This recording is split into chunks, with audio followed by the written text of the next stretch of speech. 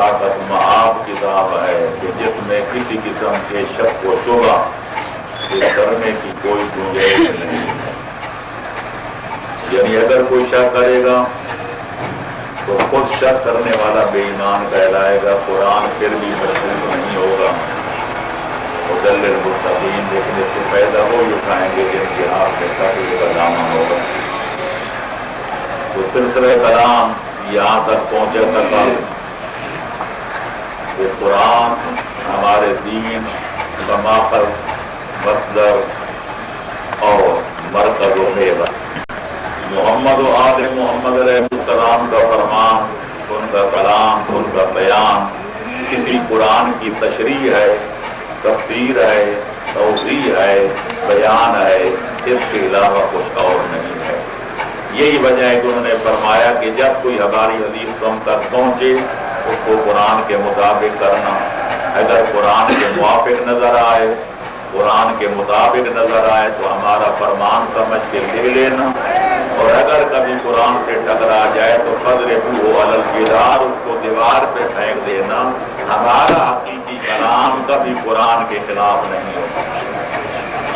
تو لہذا جب دین کا ماخذ اور مصدر قرآن مجید ہے تو اب دیکھنا یہ ہے کہ دین حق کیا ہے اور دین حق جو ہے اس کی حقیقت کیا ہے.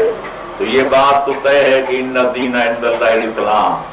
قرآن نے واضح کر دیا کہ تمام ادیان عالم میں سے جو اللہ کا آخری دین ہے، جو الہامی دین ہے، جو ربانی دین ہے، جو قابل قبول دین ہے، جو دین و دنیا کی نجات کا ضامن دین ہے، اس کا نام اسلام ہے. اور پھر عرض کیا تھا کہ اسلام کے اندر چند عقائد ہیں جن کو اصول دین و ایمان کہا جاتا ہے. کچھ فروع اور احکام ہیں جن کو فروع دین کہا جاتا ہے. تو سلسلہ کلام عقائد کے بارے میں جاری تھا. ان عقائد میں سے اصول میں سے جو اصل الاصول ہے، جو تمام اصول کی بھی اصل ہے، وہ ہے عقیدہ توحید. کہ کائنات کا خالق، کائنات کا مالک، کائنات کا خالق ایک تو ہے، اور دوسرا ہے بھی ایسا کہ جس کا کوئی شریک نہیں ہے. اور یہ بھی قرار کیا تھا کہ وہ کفار قریش اور وہ مشرکین عرب جو قرآن کے جن کی بجا عظمت کی گئی ہے، جو نزول قرآن کے وقت قرآن کی مخالفت کرتے تھے، ان میں سے کوئی بھی تقریباً خدا کی ہستی کا منکر نہیں تھا. وہ مانتے تھے کہ خدا ہے، لیکن توحید کے قائل نہیں تھے، اس کی یکتائی کے قائل نہیں تھے. کہتے تھے خدا کے کچھ اور شریک بھی ہیں، جس کا نمونہ آپ نے سنا اور پڑھا ہے کہ 360 خدا تو صرف خانے کعبے میں رکھے ہوئے تھے.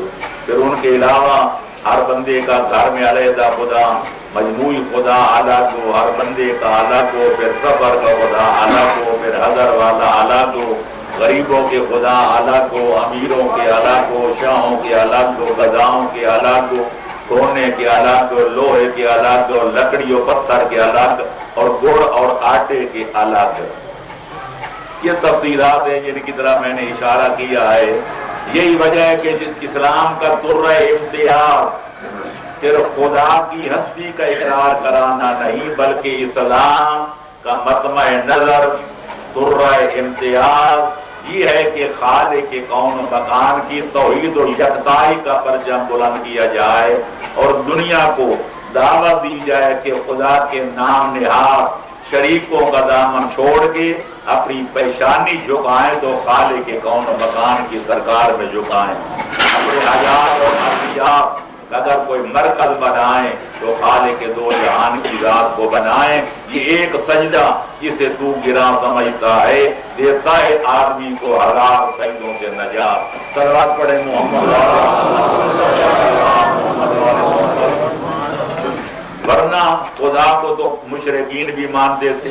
جیسے قرار کیا تھا کہ جب ان سے کہا جاتا تھا کہ اپنے بتوں کی پرستش کیوں کرتے ہو، تو کہتے تھے وَمَا نَعْبُدُهُمْ إِلَّا لِيُقَرِّبُونَا إِلَى اللَّهِ زُلْفَىٰ. ہم ان خداؤں کی پرستش کرتے ہیں تاکہ چھوٹے خدا ہمیں بڑے خدا تک پہنچا. اور یہ بھی قرآن میں ہے کہ وَلَئِن سَأَلْتَهُم مَّنْ خَلَقَ السَّمَاوَاتِ وَالْأَرْضَ اگر ان سے پوچھو کہ زمین و آسمان کس نے پیدا کیے تو کہتے تھے خدا نے کیے. تو لہذا اب دیکھنا یہ ہے کہ وہ توحید کیا ہے، وہ خدا کی وحدانیت و یکتائی کا وہ کون سا عقیدہ ہے جو اسلام نے پیش کیا ہے، اور جس کے ثابت کرنے کے لیے، جس کے منوانے کے لیے پیغمبر سے لے کر 12ویں سرکار تک، جناب پیغمبر سے لے کر 12ویں سرکار تک جنہیں کاوش کی ہے، جد و جہد کی ہے، سعی و کوشش کی ہے، اور جس کے لیے اکثر ائمہ طاہرین نے اپنی زندگیوں کے چراغ بجھوائے ہیں، وہ توحید و یکتائی کا عقیدہ کیا ہے. تو میرے دوستوں اور عزیزوں اور بزرگوں، حقیقت الامر یہ ہے کہ خدا کی توحید اس وقت تک مکمل نہیں ہو سکتی جب تک کم از کم 4 چیزوں میں خالق کون و مکان کو واحد و یکتا اور واحد لا شریک نہ مانا جائے. پہلی قسم کہ اللہ کی ذات میں کوئی شریک نہیں.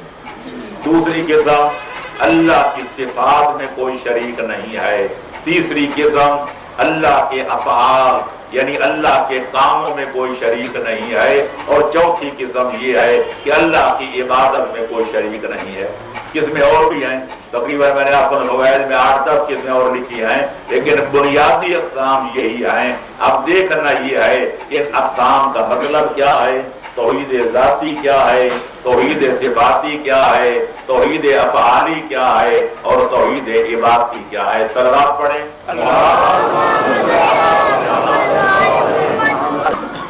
تو میرے دوستوں اور میرے عزیزوں، توحید ذاتی کا معنی ہے کہ اللہ کی ذات میں کوئی شریک نہیں ہے. جب لفظ ذات آ جائے تو فوراً وہی تصور ذات کا ابھر کر سامنے آتا ہے جو ہمارے دماغوں میں محفوظ ہے، جو ہمارے دلوں پر چھایا ہوا ہے. فلانے کی ذات فلانی ہے، فلانے کی ذات فلانی ہے، فلانا سردار ہے، فلانا غریب و نادار ہے، فلانا شاہ ہے، فلانا گدا ہے، یہ چودھری ہے، یہ ملک ہے، یہ خان ہے. اللہ کی ذات کا یہ معنی نہیں کہ ہماری طرح وہ بھی کوئی علیحدہ ذات رکھتا ہے.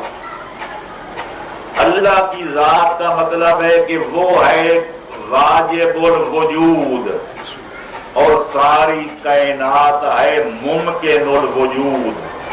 زیادہ تشریحات میں جاؤں تو پھر یہ مسئلہ توحیدی 5 دن میں ختم نہیں ہوگا، پر اجمالاً ذہن نشین کرانے کے لیے کہتا جاؤں، واجب الوجود اس ہستی کو کہتے ہیں کہ جس کے لیے وجود ہونا اتنا لازم ہو کہ نہ ہونے کا تصور بھی نہ کیا جا سکے، جو ہمیشہ سے ہو، ہمیشہ رہے، جس کی نہ کوئی ابتدا ہو نہ جس کی کوئی انتہا ہو.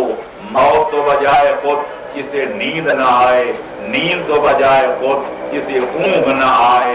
اول اول اول آخر اس ہستی کو واجب الوجود کہتے ہیں، اور وہ صرف اللہ کی ذات ہے.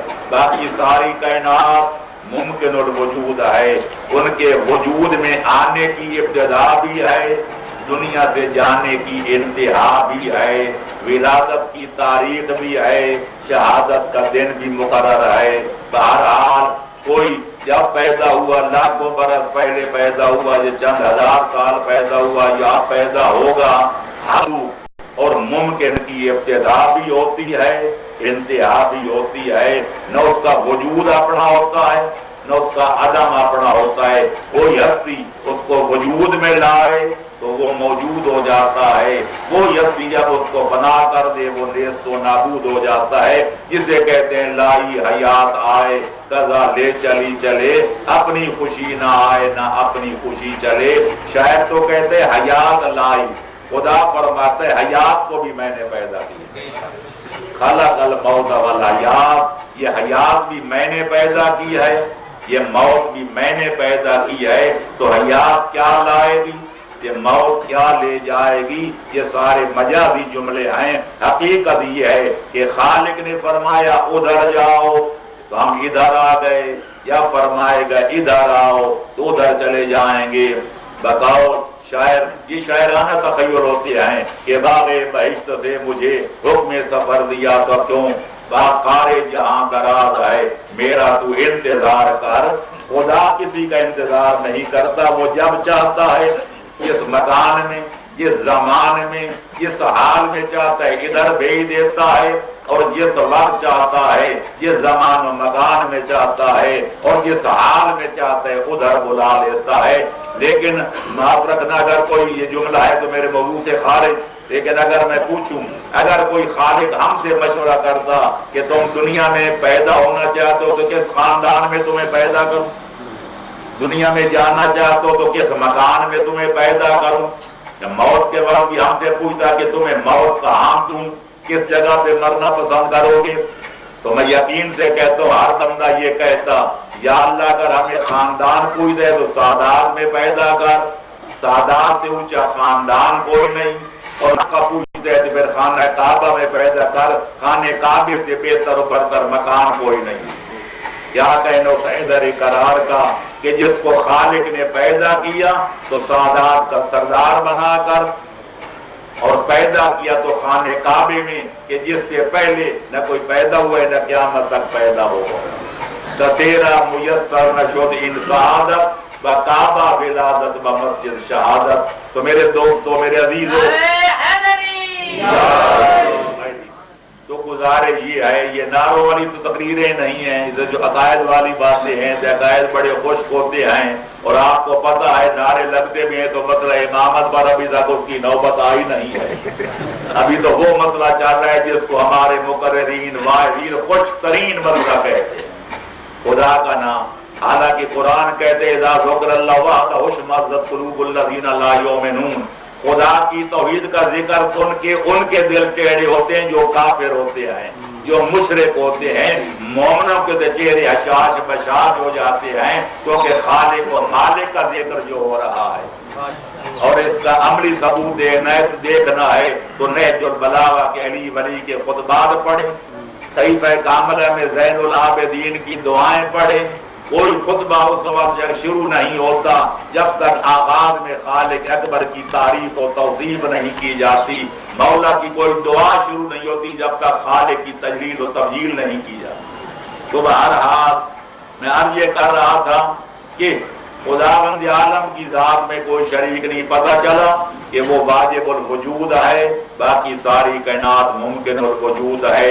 نہ تھا کچھ تو خدا تھا، کچھ نہ ہوتا تو خدا ہوتا، دبویا مجھ کو ہونے نے، نہ ہوتا میں تو کیا ہوتا. دوسری بات، خدا کی صفات میں کوئی شریک نہیں. خدا کی صفات کیا ہے؟ یہ بطور نمونہ دو چار نام اللہ کی. اللہ قدیر ہے، اللہ رؤوف ہے، اللہ رئیف رحیم ہے، اللہ کریم ہے، اللہ یوں ہے. ورنہ حقیقت یہ ہے میرے دوستوں اور عزیزوں کہ جس طرح اللہ کی ذات کی کوئی انتہا نہیں، اللہ کی صفات کی بھی کوئی انتہا نہیں. اللہ کی ذات بھی غیر محدود، اللہ کے صفات بھی غیر محدود، اللہ کے کمالات بھی غیر محدود. عام ایک حدیث چلتی ہے کہ خداوند عالم کے 99 نام ہیں صفاتی، خالق، رازق، مالک، معبود، مسجود. یہ عام ہے کہ جو ان ناموں کو یاد کرے گا، ان کے مطالب اور معنی کو یاد کرے گا، جن کے مطابق عمل کرے گا جنت میں جائے گا. عام حدیث ہے کہ 99 نام ہیں. دعائے جوشن کبیر یاد ہے لیلۃ القدر میں پڑھی ہوگی، اس میں اللہ کے 1000 نام گنوائے گئے ہیں. میں سمجھتا ہوں کہ 99 ہیں تو بھی ہماری عقلوں کے ذریعے، اگر 1000 ہیں تو بھی ہماری عقلوں کی یہاں تک رسائی ہے. ورنہ اللہ کی نہ ذات کی حد ہے، نہ صفات کی حد ہے، نہ کمالات کی حد ہے. اللہ بھی اگر محدود ہو جائے تو پھر اللہ کیسے رہے گا. لیکن میں اعتراض کروں گا کہ جس کی صفات غیر محدود ہیں، ہماری صفات محدود ہیں. بنیادی فرق دو ہے. ہمارے اندر بھی صفات ہیں. اللہ زندہ ہے تو ہم بھی زندہ ہیں، اللہ حی ہے تو ہم بھی حی ہیں، اللہ سننے والا سمیع ہے تو ہم بھی سننے والے ہیں، اللہ بصیر ہے دیکھنے والا تو ہم بھی دیکھنے والے ہیں، اللہ قادر ہے تو ہم بھی پھر جملہ قدرت رکھتے ہیں. چلو 2 ماننا نہیں تو ایک آدھا مان تو ہم بھی اٹھا سکتے ہیں. تو لہذا ہمارے اندر بھی یہ صفتیں پائی جاتی ہیں. تو کیا پھر اللہ کے ہم شریک ہیں گے؟ کہ اللہ بھی زندہ ہم بھی زندہ، اللہ بھی عالم ہم بھی عالم، اللہ بھی قادر ہم بھی قادر، نہیں، شریک نہیں ہے۔ وہ دو فرق جو ہیں وہ واضح کرتے ہیں کہ اللہ کی صفات کیا ہے کہ ہماری صفات کیا ہے۔ پہلی چیز کہ اللہ کی صفات اس کی اپنی ذاتی ہیں، کسی اور نے اس کو عطا نہیں کی، لیکن ہم جو کسی شمار قطار میں نہیں، میں کہتا ہوں انبیاء و مرسلین کو دیکھیں، ملائکہ مقربین کو دیکھیں، ائمہ طاہرین کو دیکھیں، ان کے اندر جو صفات و کمالات ہیں وہ بھی اللہ کی عطا کردہ ہے، ان کی اپنے ذاتی نہیں ہیں۔ تو ایک فرق نمایاں ہو گیا کہ اللہ کی صفات اپنی ذاتی ہیں، کسی اور نے اس کو عطا نہیں کی، ہماری صفات عطائی ہیں، اللہ کی عطا کردہ ہیں، وہ ہماری اپنی ذاتی نہیں ہیں۔ دوسرا فرق، ہماری صفتیں ظاہر بر ذات ہیں، ہماری ذات الگ ہے، صفتیں الگ ہیں، اللہ کی صفات عین ذات ہیں۔ آپ حیران ہوں گے ان دو لفظوں کا کیا معنی، ہماری صفات ظاہر بر ذات ہیں، اللہ کی صفات عین ذات ہیں۔ اس کو بھی عام لفظوں میں یوں کہوں گا، ہماری ذات الگ ہے، ہماری صفات الگ ہیں۔ جب ماں کے پیٹ سے نکلے تھے میں نبی و اماموں کی بات نہیں کر رہا، ہم جاہل تھے، خالق فرماتے اخرجکم من بطون امہاتکم لا تعلمون شیئا، اس حالت میں نے تمہیں پیدا کیا کہ تم کچھ بھی نہیں جانتے تھے، ثم جعل لکم السمع والبصر والفؤاد، خالق نے پھر ہمیں آنکھیں دی، پھر کان دیے، آنکھوں سے سنو، دماغ پہ آنکھوں سے دیکھو، دماغ پہ پیش کرو، کانوں سے سنو، دماغ پہ پیش کرو، جن کی عقل تصدیق کر دے تو صحیح مانو، جن کو عقل رد کر دے اس کو رد غلط سمجھو۔ تو نتیجہ نکلا یہ کہ ہم پہلے جاہل تھے، پھر علم عطا کیا گیا۔ ہو سکتا ہے کبھی ایسا بڑھاپا آ جائے، نسیان کا غلبہ ہو جائے، کوئی بیماری آ جائے، جو کوئی پڑھا تھا سب کوئی بھول جائے، تو پتہ چلا ہماری ذات الگ ہے، صفت علم الگ ہے۔ خدا کے لیے ایسا نہیں ہو سکتا کہ کبھی جاہل ہوتے کبھی عالم۔ ہماری قدرت الگ ہے اور ہم الگ ہیں۔ جب ہم ماں کے پیٹ سے باہر آئے تھے اتنے عاجز تھے کہ ہاتھ پاؤں بھی نہیں ہلا سکتے تھے۔ مائیں کروٹیں بدلتی ہیں، مائیں سلاتی ہیں بچوں کو، مائیں جگاتی ہیں، لیکن پھر باپ اتنے بڑے رستم زمان بن گئے کہ ہم نے جناب شیروں کے مقابلہ کرنا شروع کر دیے۔ پھر جب بڑھاپا آ جاتا ہے، پھر راشا تاری ہو جاتا ہے، کہ پھر ہمارے ہاتھ پاؤں کانپنے لگ جاتے ہیں، اٹھنا مشکل ہو جاتا ہے، بیٹھنا دوبھر ہو جاتا ہے۔ تو پتہ چلا ہماری قوت و طاقت زائد بر ذات ہے۔ خدا کے بارے میں نہیں کہہ سکتے، خدا بھی کبھی قادر ہوتا ہے تو کبھی عاجز ہوتا ہے، وہ ہمیشہ سے قادر ہے اور ہمیشہ قدیر رہے گا۔ تو پڑھ دو مولا علی کی شان کے ایک جملہ کہتا کہ مولا نے قلعہ خیبر یوں اکھاڑا تھے، مذہب کو یوں لتاڑا، کئی نعرے لگ جاتے، میں خدا کی مسلسل شان بیان کر رہا ہوں، کوئی درود بھی پڑھنے کا رواج کرنا۔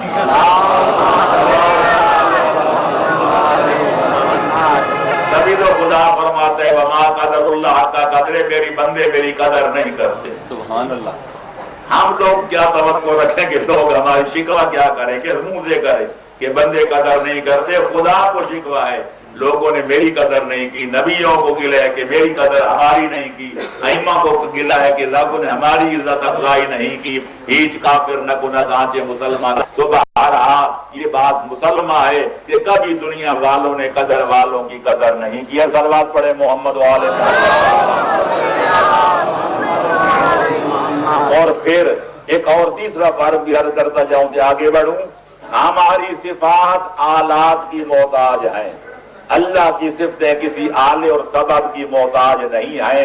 ہم سنتے ہیں تو کانوں سے، کانوں میں خرابی پیدا ہو جائے سننا ختم، خدا کانوں کے بغیر سنتا ہے۔ ہم دیکھتے ہیں آنکھوں سے، خدا نخواستہ بینائی میں کوئی خلل پڑ جائے تو بصارت ختم ہو جاتی ہے۔ خدا دیکھتا ہے کائنات کو بغیر آنکھوں کے، لہذا ہم آلات کے محتاج ہیں، اللہ کسی آلے کا محتاج نہیں ہے۔ کیوں کہ اللہ الصمد، اللہ بے نیاز ہے، اللہ کسی کا محتاج نہیں ہے۔ اللہ ان اللہ هو الغنی وانتم الفقراء، اللہ بے نیاز ہے، باقی ساری کائنات اس کی محتاج ہے۔ تو بے نیازی صرف اللہ کی صفت ہے، کوئی بھی ہستی باقی جو ہے وہ اللہ کی طرح غنی مطلق نہیں ہے۔ دو باتیں ختم۔ اب ایک بہت بڑا حساس موضوع شروع ہونے والا ہے کہ اللہ کے کاموں میں کوئی شریک نہیں ہے۔ توحید افعالی، اللہ کے جو افعال ہیں، اللہ کے جو کام ہیں، ان کاموں میں اللہ کا کوئی شریک نہیں ہے۔ ٹھیک ہے جناب، آپ کا بھی انشاءاللہ یہی ایمان ہوگا کہ اللہ کے کاموں میں کوئی شریک نہیں۔ ایک لفظ ہے جو ہمارے بچے بھی بولتے ہیں، جوان بھی، بوڑھے بھی، ان پڑھے بھی، پڑھے لکھے بھی، اللہ کی ذات میں کوئی شریک نہیں، اللہ کی صفات میں کوئی شریک نہیں، اللہ کے کاموں میں کوئی شریک نہیں۔ جس کا کام اسی کو ساجے، کام اللہ ہی کرتا ہے کہ وہ ہی کر سکتا ہے۔ اب دیکھنا یہ کہ وہ اللہ والے کام ہیں کیا۔ قرآن مجید سامنے پڑا ہے، اللہ دے قرآن اتنے گل مک الحمد کی الف سے شروع کرو، والناس کی 3 تک چلے جاؤ۔ الحمدللہ چونکہ مجھے متعلقہ ایسے عمر یاد ہوتی ہیں، عجیب بات ہے کہ اپنی کمزوری بتاتا جاؤں، میں ایسے جب پڑھتا ہوں مجلسوں میں یا تقریروں میں تو لوگ کہتے ہیں آپ جناب حافظ قرآن ہیں، میں کہتا ہوں بالکل نہیں۔ اور جب ایسے یاد ہوتی ہیں لیکن بڑی بڑی موٹی ایسے بھی مجھے یہ معلوم نہیں کہ یہ کس صورت میں ہے، کس پارے میں ہے، کس نمبر اس کا آیت کا کیا ہے۔ کبھی کبھار اگر میں کہہ دوں کہ فلانے پارے میں خدا فرماتا ہے یا فلانی صورت میں، بعد میں دیکھا جائے تو معاملہ الٹ ہوتا ہے، اس لیے میں اب یہ بتاتا ہی نہیں۔ کوئی مجھ سے پوچھے یہ آیت جو پڑھی ہے یہ کون سے پارے میں، یہ کون سی صورت میں ہے، تو میں کہتا ہوں ہے تو یقیناً قرآن میں، لیکن ہے کہاں یہ مجھے پتا۔ صلوات پڑھو محمد وآل محمد۔ لہذا قرآن سامنے پڑھا ہے، میں ظاہر ہے کہ قرآن پڑھ رہا ہوں، قرآن کو سامنے رکھ کے پڑھ رہا ہوں، اس لیے معاذ اللہ میں تو اللہ پر تہمت نہیں لگا، جو آیت پڑھوں گا وہی قرآن سے پڑھوں گا، لیکن آپ میں کھولوں تے پڑھ دکھاؤں تے نمبر بتاؤں تو پھر بات لمبی ہو جائے گی، جبکہ وقت کے دامن میں اتنی گنجائش نہیں ہوتی کہ تھوڑی بات کو پھیلایا جائے، بلکہ میں کوشش کرتا ہوں زیادہ باتوں کو سمیٹ کر مختصر وقت میں گوش گزار کیا جائے۔ تو میرے دوستو سارا قرآن بھرا پڑا ہے، آؤ 2-4 ایسے سنا دوں تاکہ کوئی اجمالی خاکہ ذہن میں بیٹھ جائے کہ اللہ کے کام کیا ہے۔ پارہ نمبر 21 اور سورہ روم، خالق اکبر فرماتے ہیں اللہ الذی خلقکم ثم رزقکم ثم یمیتکم ثم یحییکم هل من شرکائکم من یفعل من ذالکم من شیء سبحانہ وتعالی عما یشرکون۔ اللہ بڑے کھلے لفظوں میں اپنا تعارف کرا رہے، کہتا ہے فرماتے ہیں اللہ وہی تو ہے جس نے سب سے پہلے تمہیں خلعت وجود عطا کر کے دنیا میں بھیجا، پیدا کرنا میرا کام ہے۔ ثم رزقکم، پھر تمہاری روزی کا بندوبست کیا، پہلے کائنات میں رزق کے اسباب پیدا فرمائے تھے، پھر تمہیں پیدا کیا تاکہ بھوکے نہ مر جاؤ۔ ماں کے شکم میں ہوتے ہیں تو خدا رزق کا انتظام کرتا ہے، دنیا میں بعد میں آتے ہیں کہ پہلے خالق دودھ کی نہریں ہمارے لیے جاری کر دیتا ہے، لیکن جب بڑے ہوتے ہیں تو خدا کو بھلا دیتے، ہاتھ پاؤں مار رہے ہیں، خون پسینہ بہا رہے ہیں، دولت کماؤ دولت کماؤ، ورنہ کیا کھائیں گے تھے بچوں کو کیا کھلائیں گے، اتنا نہیں جانتے جس نے شکم مادر میں ہمیں نہیں بلایا، جس نے بچپن کے عالم میں ہمیں نظر انداز نہیں کیا۔ کیا جب بڑے ہو جائیں گے تو خدا بوڑھا ہو جائے گا؟ جب ہم قادر ہو جائیں گے تو خدا کی قدرت ختم ہو جائے گی یا خدا کے خزانے ختم ہو جائیں گے؟ بتوں سے تجھ کو امیدیں، خدا سے نہ امیدی، مجھے بتا تو صحیح اور کافری کیا ہے۔ لہذا پیدا کرنا بھی اللہ کا کام، جس کو پیدا کرتے اس کی روزی کا بندوبست کرنا بھی اللہ کا کام. یہ البتہ فرق ضرور ہے، ماں کے پیٹ میں تھے، ہاتھ پاؤں نہیں ہلا سکتے، اس نے مفت کھانے کا انتظام کیا، پینے کا. ماں کے پیٹ سے آئے، کمزور و نالے محنت مشقت نہیں کر سکتے تھے، خالق نے مفت کی خوراک کا اہتمام کیا. لیکن جب کھانے کمانے کے قابل ہو گئے تو فرماتا ہے لیس للانسان الا ما سعی، کوشش کرو تے روزی کماؤ. اب ایک بندہ ہاتھ پہ ہاتھ دھر کے بیٹھ جائے، جس نے بچپن میں دیا ہے، جس نے ماں کے پیٹ میں دیا ہے، وہی ہمارے چھتوں کو پھاڑ کے روزی نازل کرے گا. تو خدا فرماتا ہے ایسا نہیں ہے، جتنی کوشش کرو گے اتنا پھل پاؤ. تو کوشش کرنا ہمارا کام، کامیابی عطا کرنا خالق کا کام. تو دو کام ہو گئے. ثم یمیتکم، فرماتے ہیں جب تمہاری زندگی کے دن ختم ہو جائیں گے، جب تمہارا وقت مقررہ ختم ہو، تمہارا وقت مقرر ختم ہو جائے گا، اپنے حصے کی روٹی کھا لو گے، کپڑے پہن لو گے، خوشی غمی دیکھ لو گے، تو تمہیں موت کا ذائقہ چکھائے گا. تو پتہ چلا کہ مارنا بھی اللہ تعالی کا کام. ثم یحییکم، پھر عالم برزخ میں پڑے رہو گے، کیونکہ دنیا اور آخرت کے درمیان والے زمانے کو عالم برزخ کہتے ہیں. اللہ بہتر جانتا ہے وہ کتنی قیامت کے آنے میں دیر ہے، ہمیں کتنا جو ہے عرصہ عالم برزخ میں ٹھہرنا پڑے گا. فرماتے جب قیامت میں قائم کرنا چاہوں گا تو ثم یحییکم، پھر تمہیں قبروں سے لاکھوں سالوں کے بعد بھی تمہارے منتشر اعضاء کو اکٹھا کر کے پھر جمع کر کے حیات نو عطا کر کے میدان محشر میں لا کے کھڑا کرنا، یہ بھی میرا کام. یہ چار کام گنوانے کے بعد خدا ایک کوئی عجیب للکار کے لہجے میں فرماتے ہو مشرکو، او میرے شریک بنانے والو، حل من شرکائکم، کوئی ہے تمہارے شریکوں میں سے جو من یفعل من ذالکم من شیء، جو میرے والی ان کاموں میں سے کون کر سکے؟ یہ سوال کر کے خود جواب دیتا ہے سبحانہ، اللہ پاک ہے شریکوں سے، کوئی اس کا شریک نہیں، یہ کام صرف میں کرتا ہوں، میرا کوئی شریک نہیں. وتعالی، خالق فرماتے ہیں میں بہت بلند ہوں مشرکین کے ان شرکوں سے جو میری ذات کے بارے میں وہ کیا کرتے ہیں. جگہ فرماتا ہے واللہ الخالق، کائنات کا خالق میں اللہ ہوں. یہب لمن یشاء اناثا ویہب لمن یشاء الذکور او یزوجہم ذکرانا واناثا ویجعل من یشاء عقیما. فرماتے اللہ ہی، میں ہی خالق ہوں، پیدا کرنا والا میں ہوں، میں جس کو چاہتا ہوں بیٹیاں عطا کرتا ہوں، صرف بیٹیاں، بیٹا کوئی نہیں. بیٹیاں ہیں درجن بیٹیاں، اس ایک بیٹے کی امید میں ہم 5 10 بیٹیاں جو ہیں ان کو ہمارے گھروں میں آ جاتی ہیں. بیٹا ایک بھی نہیں ہوتا. میں جس کو چاہتا ہوں صرف بیٹیاں دیتا ہوں اور جس کو چاہتا ہوں صرف بیٹے دیتا ہوں.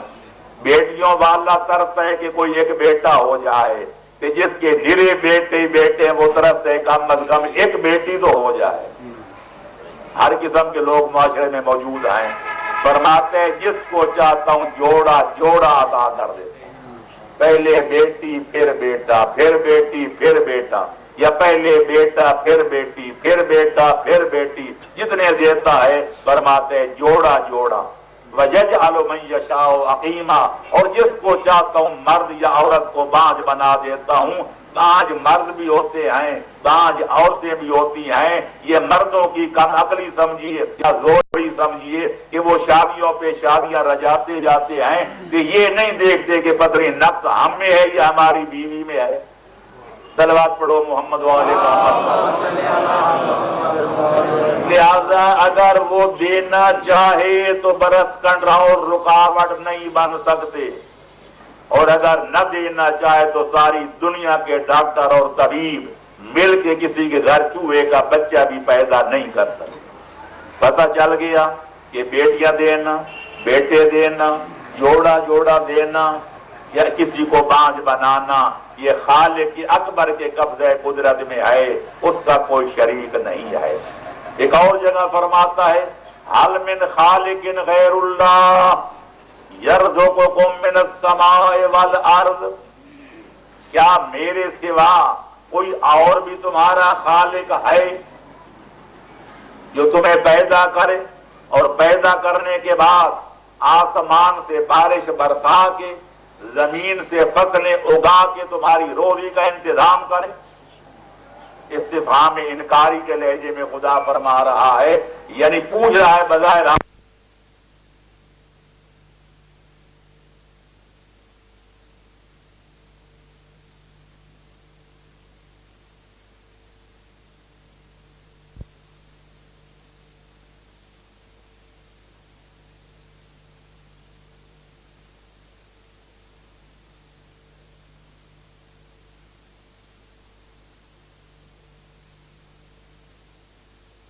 میرا حبیب قول ان سے کہہ دو ان اللہ خالق و کل شے، کائنات کی ہر شے کا خالق صرف میں خدا ہوں۔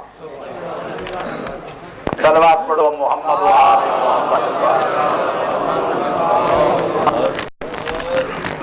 علامہ مجلسی بہار الانوار کی 7ویں جلد میں جو نبی اور آل نبی کے فضائل سے چھلک رہی ہے، وہ جلد ہے امامت کے مسئلے میں، یہ ایسے لکھ کر خاص طور پر اللہ الذی خلقکم ثم رزقکم، اس کی تفسیر میں لکھتے ہیں کہ هذه الآیۃ تدل علی عدم جواز نسبت الخلق والرزق والاماتۃ والاحیاء الی النبی والائمۃ علیہم السلام، یہ آیت بتاتی ہے کہ پیدا کرنے، رزق دینے، موت دینے، حیات دینے کی نسبت نہ نبیوں کی طرح دینا جائز ہے نہ اماموں کی طرح دینا جائز ہے، کیونکہ اللہ کا کوئی شریک نہیں، یہ کام اللہ کرتا ہے۔ صلوات پڑھو۔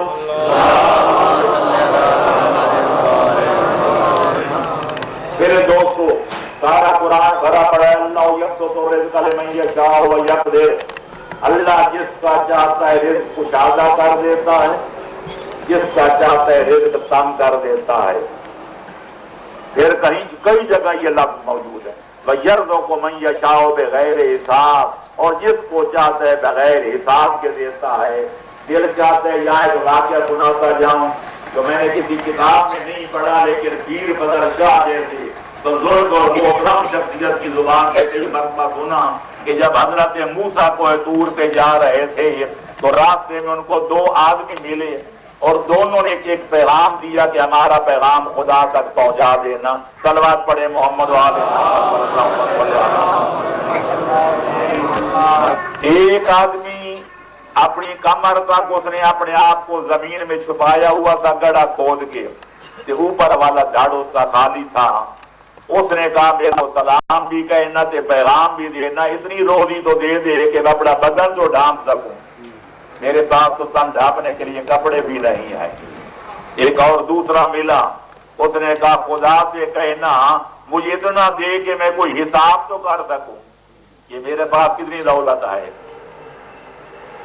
دونوں متضاد پیغام، کہ دونوں کی شخصیت متضاد، اتنا ایک مالدار کہ وہ کہتے ہیں میرے پاس حساب کتاب کوئی نہیں کہ میں کتنا دولت مند ہے، دوسرا کہتے اتنا تو خدا دے دے کہ تن تو ڈھانپ سکوں۔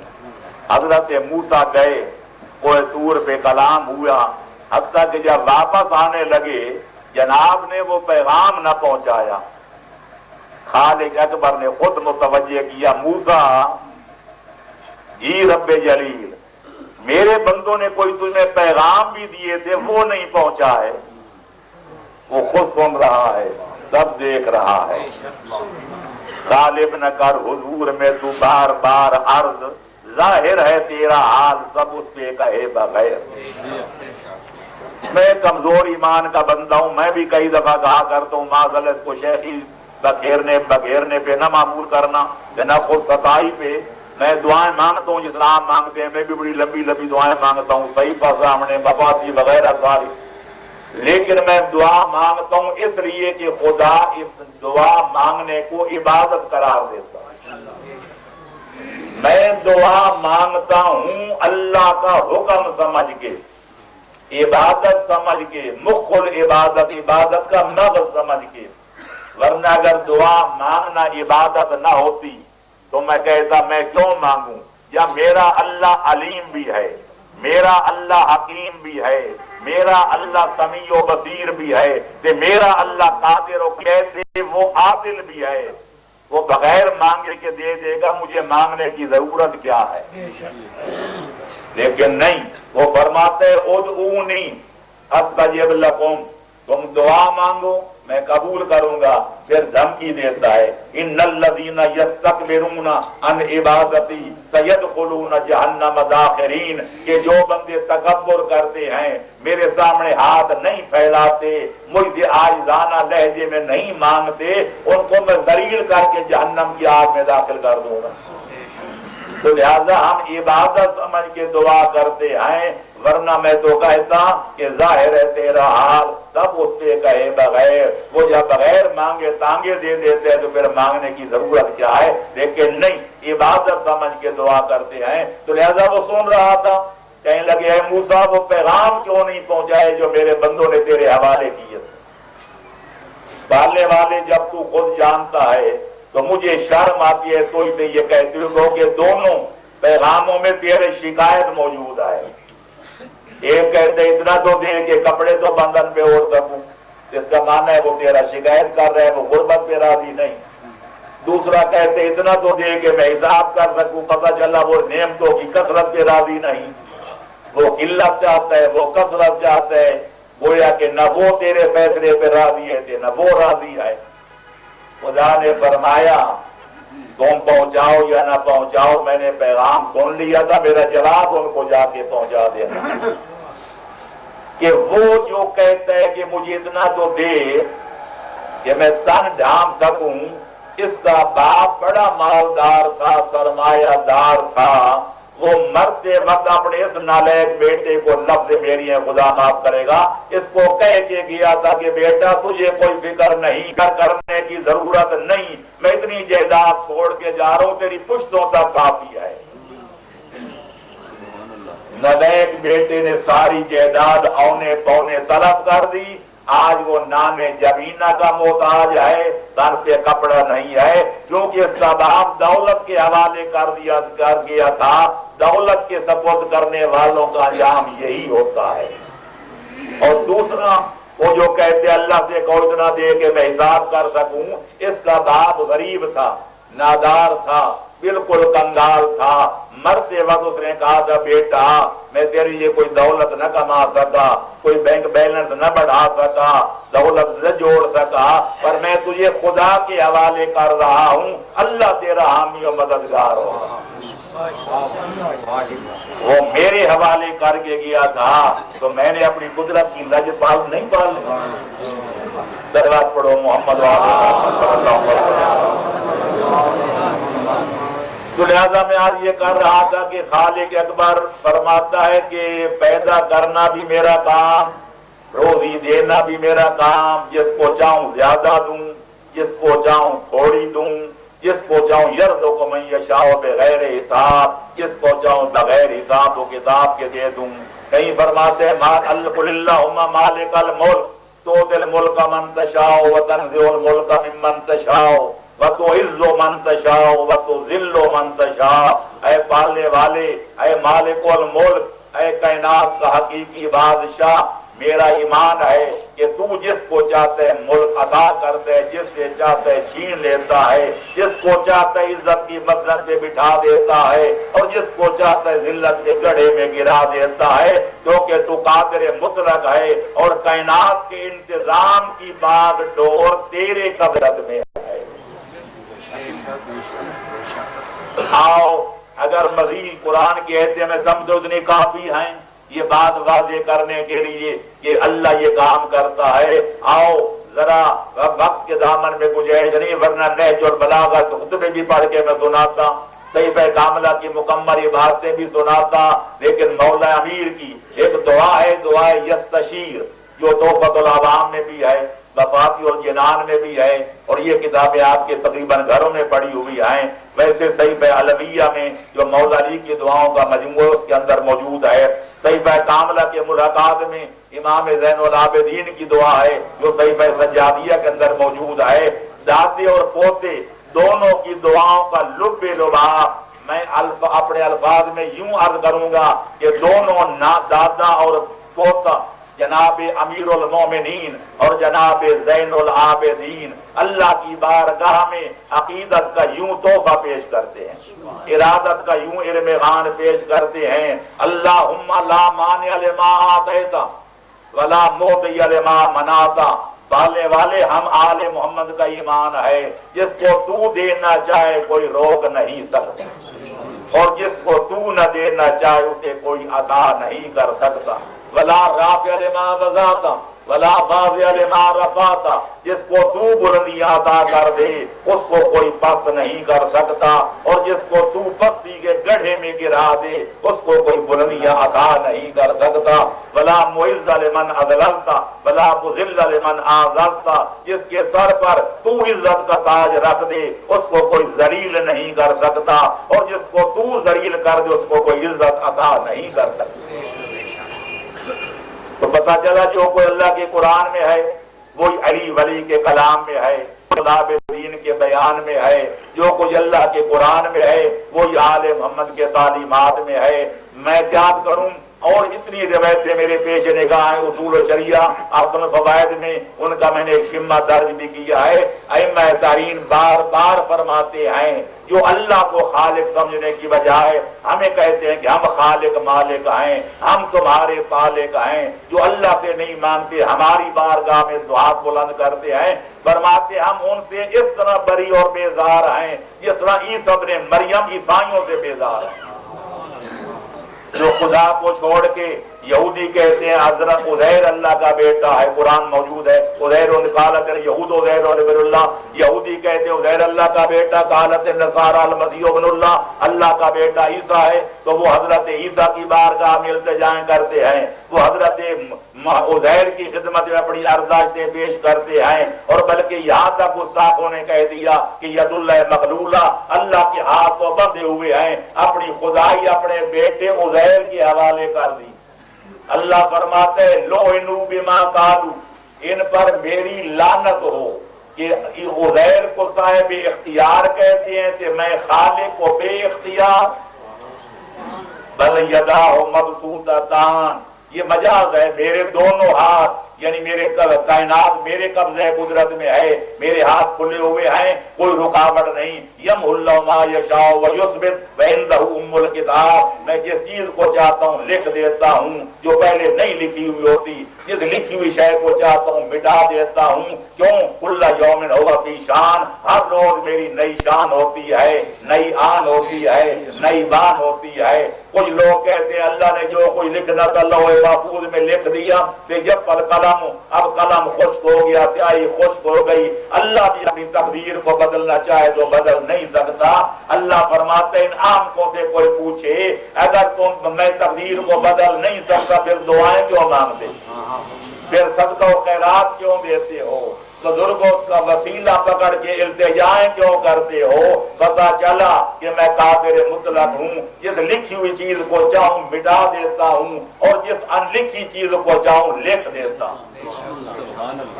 یفعل ما یشاء ویحکم ما یرید, میں جو چاہتا ہوں جس کا حکم دیتا ہوں, میں جو چاہتا ہوں نافذ کرتا ہوں. لا راد لقضائے, اگر چاہوں تو آئی ہوئی قضا کو ٹال دوں, نہ چاہوں تو پھر میں آئی ہوئی قضا کو رد نہ کروں بلکہ نازل کر دوں. الغرض خدا بند عالم قادر مطلق ہے. یہ جو کہا جاتا ہے معاف رکھنا, ایک غلط عقیدہ ہمارے ذہنوں میں بٹھا دیا گیا بڑے عرصے سے کہ اللہ نے بن پاک کو پیدا کیا, اللہ کی قدرت وہیں تک دی کہ اس نے نبی و علی حسین شریفین اور خاتون قیامت یعنی 5 تن پاک کو پیدا کر کے پھر ساری کائنات ان کے حوالے کر دی. آگے پیدا کرنا نہ کرنا, رزق دینا یا نہ دینا, موت دینا یا نہ دینا, حیات دینا یا نہ دینا, یہ سب اب ان کے حوالے ہے. میں اتنا عرض کروں گا کہ اللہ کا قرآن بھی سامنے ہے, نہج البلاغہ بھی موجود ہے، مذہب شیعہ کا 1400 سال کا لکھا ہوا لٹریچر بھی موجود ہے۔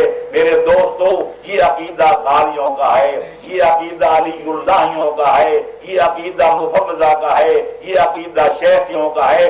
آل محمد کے ارشادات کہ ہماری کتابیں چھلک رہی ہیں کہ آل محمد نے یہ عقیدہ رکھنے والوں کو مشرک بھی کہا ہے اور ان پہ لعنت بھی کی ہے۔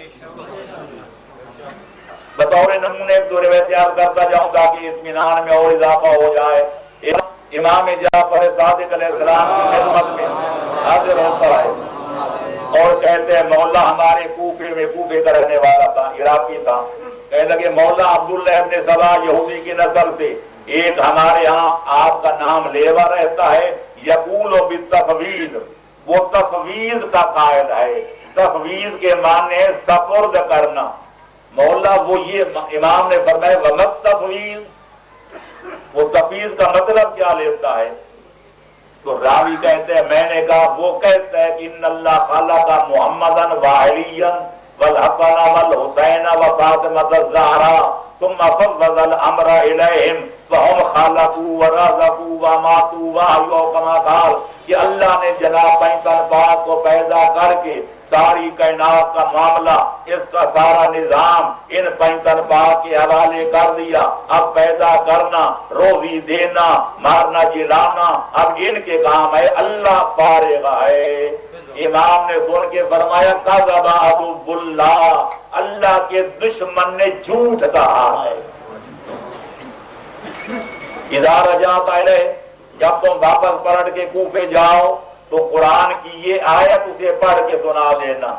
ام خلقوا، جو میں پہلے پڑھ چکا ہوں، ام خلقوا کا خلق ہی فتشابہ الخلق الیہم وقل اللہ خالق کل شیء، کیا اللہ نے کہ انہوں نے کوئی شریک بنا رکھے ہیں جو اللہ کی طرح یہ بھی پیدا کرتے ہیں؟ اب اللہ کی مخلوق، شریکوں والی مخلوق ان پر مشتبہ ہو گئی ہے، اب یہ فیصلہ نہیں کر پا رہے کہ اللہ کی مخلوق کون سی ہے تو اس کے شریکوں کی مخلوق کون سی ہے۔ تو میرا حبیب ان سے کہہ دو اور ان پر واضح کر دو کائنات کی ہر شے کا خالق صرف اللہ ہے، کوئی اس کا شریک نہیں۔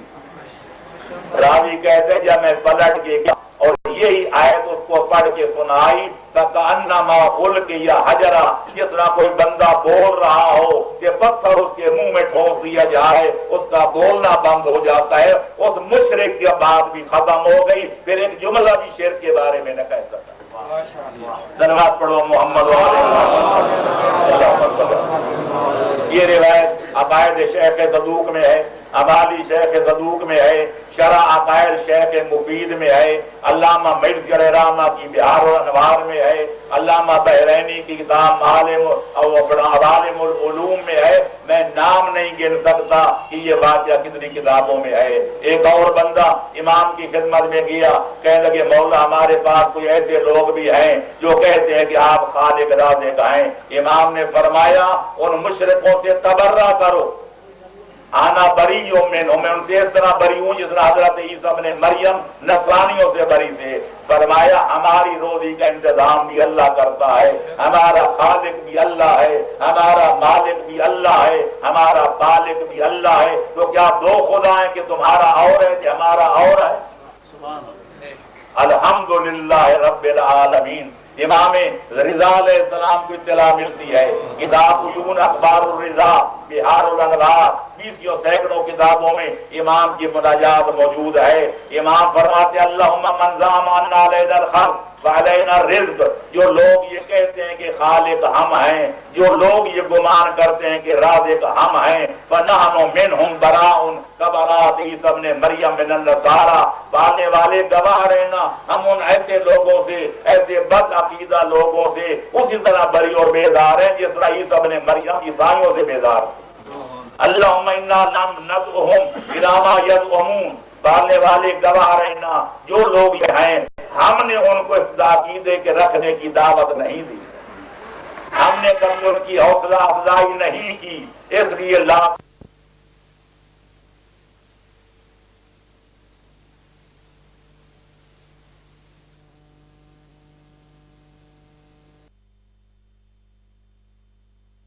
لائبریری میں موجود ہیں اور ابھی تک وہ سلسلہ جاری ہے. 40 کے لگ بھگ جلدیں ہیں جن میں صرف شیعہ کتابوں کا تعارف کرایا گیا ہے. کتنی کتابیں موجود ہیں. وسیلے کا مطلب کیا ہے؟ جو کچھ مانگنا ہے. کسی کو اولاد چاہیے, کسی کو جائیداد چاہیے, کسی کو حیات چاہیے, کسی کو اولاد چاہیے, کسی کو مقدمے میں کامیابی چاہیے, کسی کو بیماری سے صحت چاہیے. کائنات کی جو چیز آپ کو چاہیے سوال اللہ سے کرو, واسطہ محمد و آل محمد کا دے دو. یا اللہ تجھے واسطہ نبی کا ہمارے گناہ معاف کر دے. یا اللہ تجھے واسطہ مولا علی کا ہمیں اولاد دے دے. یا اللہ تجھے واسطہ حسن مجتبیٰ کا ہمیں جائیداد دے دے. یا اللہ تجھے واسطہ سید الشہداء کا ہمیں جو ہے گناہوں سے ہمارے گناہ معاف فرما دے. یا اللہ تجھے زین العابدین کا واسطہ ہمیں عبادت گزار بنا دے. یا اللہ تجھے باقر العلوم کا واسطہ ہمیں علم کی دولت مالا مال کر دے. یا اللہ تمہیں صادق آل محمد کا واسطہ ہمیں بھی سچ بولنے کی توفیق دے. یا اللہ تجھے موسیٰ کاظم اسیر بغداد کا صدقہ ہمارے قیدیوں کو رہائی نصیب کر دے. یا اللہ تجھے امام رضا کا راہ واسطہ ہمیں بھی اپنے فیصلوں پر راضی رہنے کی توفیق عطا کر دے. یا اللہ تجھے تقی و نقی کا واسطہ ہمیں بھی متقی بننے کی سعادت عطا کر دے. یا اللہ تجھے حسن عسکری کا واسطہ ہمیں بھی متحد ہو کر اکٹھا جینے مرنے کی سعادت عطا کر دے. یا اللہ تجھے قائم آل محمد کا واسطہ ہمیں بھی حق کا دامن تھامنے کی اور باطل سے منہ موڑنے کی سعادت عطا کر دے. لہذا تاکہ سننے والا بھی یہ سمجھے کہ دعا مانگنے والا خالق اکبر کو, خدا کو کائنات کا مرکز جانتا ہے اور محمد و آل محمد کو اس مرکز تک پہنچنے کا وسیلہ جانتا ہے. اور یہ جملہ نہ کہوں تو بات ادھوری رہ جائے گی. لہذا اگر کوئی کہتے ہے خدا فارغ ہے, ہم تو بس جو کچھ لینا ہے ان سے لیں گے, بھائی طرفات سے لیں گے, تو یہ یہودیت ہے, یہ اسلام نہیں ہے. اور اگر کوئی کہتے ہیں وسیلہ کوئی نہیں, یہ فارغ ہیں, ہم ڈائریکٹ اللہ سے مانگیں گے, یہ وہابیت ہے, یہ مذہب شیعہ نہیں ہے. وآخر دعوانا ان الحمدللہ رب العالمین. محمد و آل محمد صلی اللہ علیہ محمد. پہلا سوال یہ ہے, سورہ یونس کی آیت ہے, قل من یرزقکم من السماء والارض امن یملک السمع والابصار ومن یخرج الحی من المیت ویخرج المیت من الحی ومن یدبر الامر فسیقولون اللہ فقل افلا تتقون. یہ سوال کرنے والے کا سوال یہ ہے کہ اس آیت میں پیغمبر اسلام کو حکم ہے کہ مشرکین سے پوچھو رزق, سماعت, بصارت, تدبیر امر یہ کس کے قبضے میں ہے؟ تو قرآن کہتا ہے وہ سب کہیں گے فسیقولون اللہ. اب سوال یہ ہے کہ آیا یہ مشرکین کن امور میں شرک کیا کرتے تھے؟ گزارے یہ ہے کہ مشرک دو قسم کے تھے. ایک مشرک وہ تھے جو ان امور تکوینیہ میں بھی شرک کرتے تھے. انہوں نے اپنے اس بات کی وضاحت میں نہیں کر سکا چونکہ وقت میں گنجائش نہیں تھی. انہوں نے پھر کسی میرے سے تقریر میں انشاءاللہ کر دوں گا کہ انہوں نے خدائی تقسیم کر رکھی تھی مختلف خانوں میں کہ فلانا خدا جو ہے وہ بارش برساتا ہے, فلانا خدا جو ہے وہ اولاد دیتا ہے, فلانا خدا جو ہے وہ جائیداد دیتا ہے, فلانا خدا جو ہے بیماروں کو شفا دیتا ہے. تو جس قسم کی مشکل ہوتی اسی خدا کی جا کر چڑھاتے تھے اور کہتے ہیں اللہ اے ہمارا خدا بارش برسا, ہوائیں چلا, اولاد دے, جائیداد دے. تو یہ مشرک تھے شرک افعالی میں بھی, اور پھر جب عبادت کا وقت آتا تو پریشانیاں بھی انہیں کے سامنے جھکاتے تھے. وہ شرک عبادتی کا بھی ارتکاب کرتے تھے اور شرک افعالی کا بھی. اور کچھ مشرک وہ تھے جس نئے صحت میں پیش کیا گیا ہے کہ ان چیزوں میں صرف اللہ کو واحد لا شریک مانتے تھے. کہتے تھے مدبر الامر بھی اللہ ہے, خالق بھی اللہ ہے, رازق بھی اللہ ہے. پھر بھی خدا ان کو مشرک کہتے ہیں. کیوں؟ ادھر یہ عقیدہ یہ رکھتے ہیں کہ سب کچھ اللہ ہے, لیکن جب عبادت کا وقت آتا ہے تو اللہ کے سامنے سجدہ نہیں کرتے, سجدہ انہیں بتوں کو کرتے ہیں. تو لہذا یہ شرک فعل عبادت کے مرتکب تھے. سورہ طٰہٰ آیت نمبر 15 وَلَقَدْ أَحِدْنَا إِلَىٰ آدَمَ من قبل فنسي ولم نجد له عزما. تو یہ سوال یہ ہے کیا اس آیت کی روشنی میں تو یہ ہے کہ حضرت آدم بھول گئے تھے، یعنی نسیان ہو گیا، آیا معصوم کو نسیان ہوتا ہے؟ اور دوسرا یہ ہے وَلَمْ نَجِدْ لَهُ عَزْمًا، اور ہم نے ان میں عزم و ثبات نہ پایا، آیا نبی عزم و ثبات کا مالک نہیں ہوتا؟ دونوں باتوں کا جواب یہ ہے میرے دوست اور عزیزو، کہتے ہیں حفظ شیئن وغافت عنک اشیاء، کہ تم نے ایک چیز کو یاد رکھا تو کئی چیزوں کو بھلا دیا. عقل مندی یہ ہوتی ہے کہ ایک چیز کی تصویر کے دونوں رخ دے کے جائیں، اس کا تاریخ روشن، اپنا تاریخ رخ بھی اور روشن رخ بھی. انبیاء اور ائمہ کے بارے میں یہی بات ہے. کئی لوگ ایسی ایسے متشابہات پڑھتے ہیں جن سے معاذ اللہ نبیوں کی خطائیں ثابت ہوتی ہیں کہ فلانے نبی نے یہ کیا تھے، فلانے نے یہ کیا تھے، پھر توبہ کی.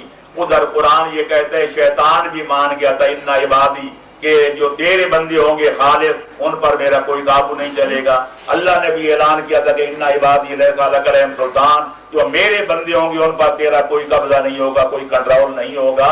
تو سوال پیدا ہوتا ہے کہ وہ اللہ کے بندے جن کے بارے میں اللہ نے کہا تھا کہ میرے بندوں پر تیرا کوئی قبضہ نہیں ہوگا، اگر نبی و امام وہ بندے نہیں تو پھر وہ بندے کون سے؟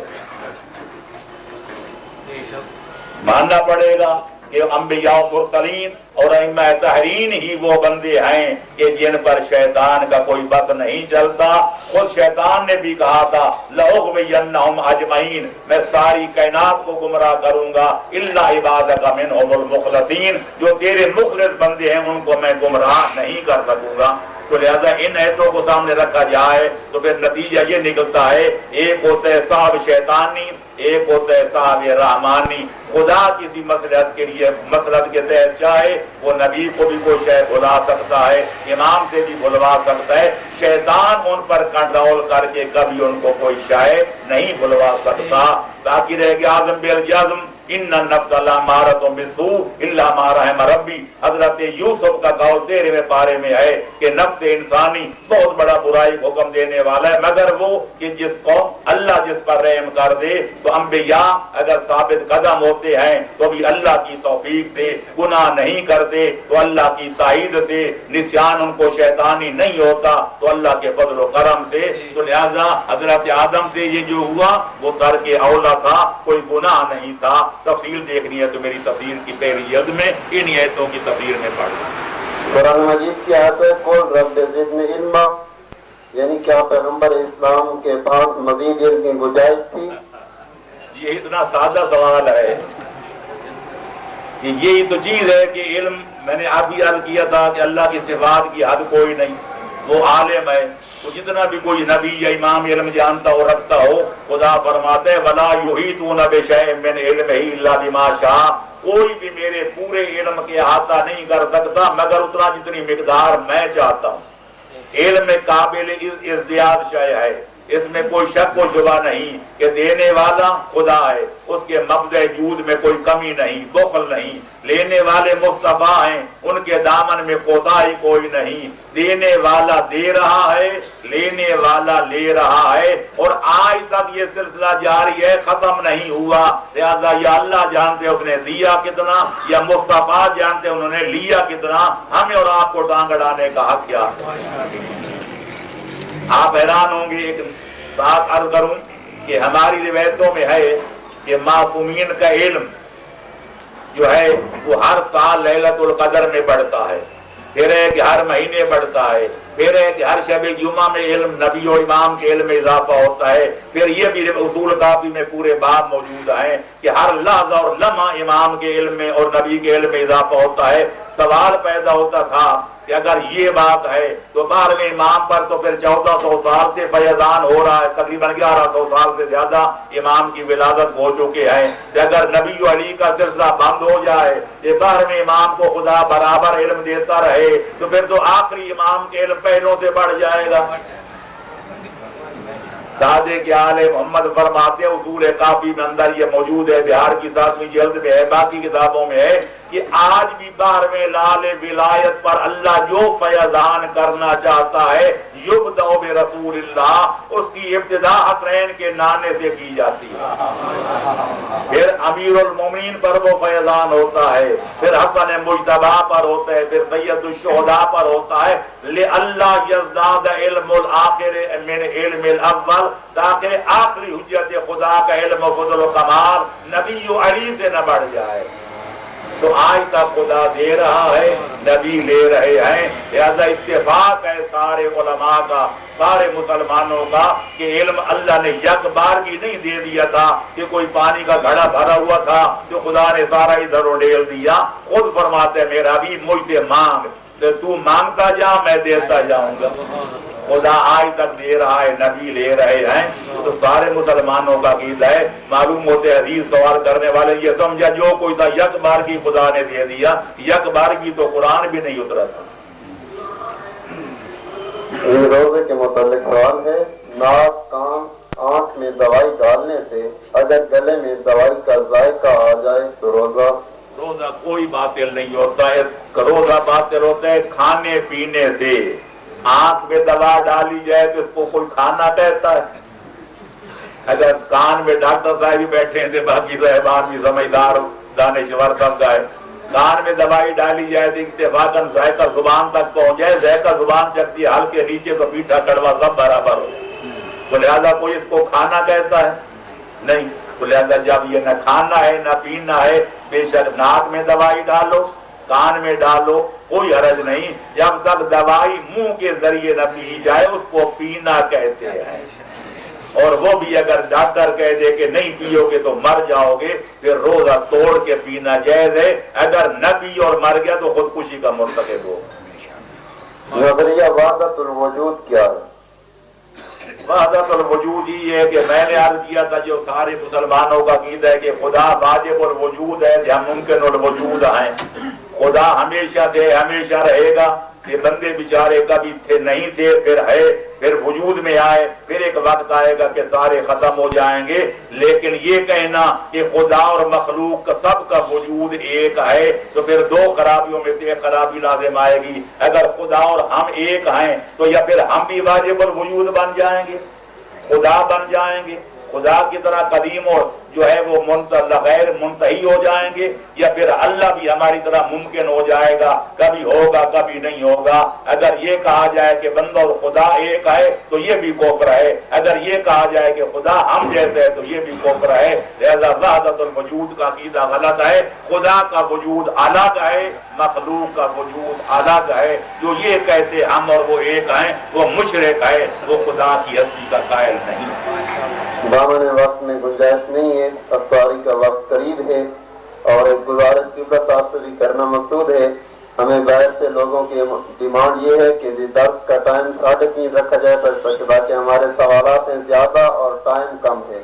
کل انشاءاللہ اس وقت 3:30 پڑھوں گا جب آدمی سننے والا کوئی نہیں، انشاءاللہ آپ لوگ 3:30 بجے آ جائیں گے۔